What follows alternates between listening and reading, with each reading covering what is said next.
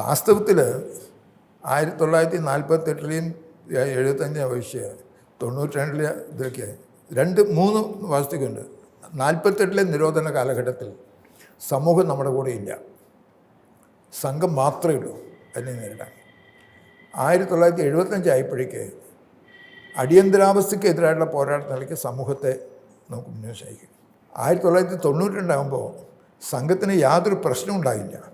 ഒരു നിയമപരമായിട്ടുള്ള ഒരു നിരോധനം എന്നല്ലാതെ സംഘത്തിൻ്റെ കാര്യാലയങ്ങൾ അവർക്ക് പൂട്ടും കാര്യങ്ങൾ ചെയ്യുന്നു. ഒരു തരത്തിലുള്ള പ്രശ്നം ഉണ്ടായില്ല. സമൂഹം മുഴുവൻ നമ്മുടെ കൂടെ ആയിരുന്നു. ആ കാര്യത്തിന് രാമജന്മഭൂമിയുടെ പേരിലാണ്, ബാബരി മസ്ജിദ് തകർത്തു എന്നിട്ടാണ്. അതുകൊണ്ടൊരു നിരോധനം എന്നുള്ളത് നമുക്ക് യാതൊരു തരത്തിലുള്ള ഫീലിംഗ് ഉണ്ടായില്ല. സംഘത്തിൻ്റെ സ്വയം സാധാരണ പോലെ പ്രവർത്തിക്കുന്നുണ്ടായിരുന്നു. ശാഖകൾ മാത്രം ഒരുമിച്ച് കൂടാതെ അങ്ങനെ എന്നാലും ശാഖാരൂപത്തിൽ പല തരത്തിലും കളികളൊക്കെ ആയിട്ടുണ്ടായിരുന്നു.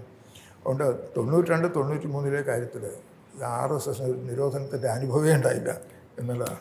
സമൂഹം നമ്മുടെ കൂടെയായിരുന്നു.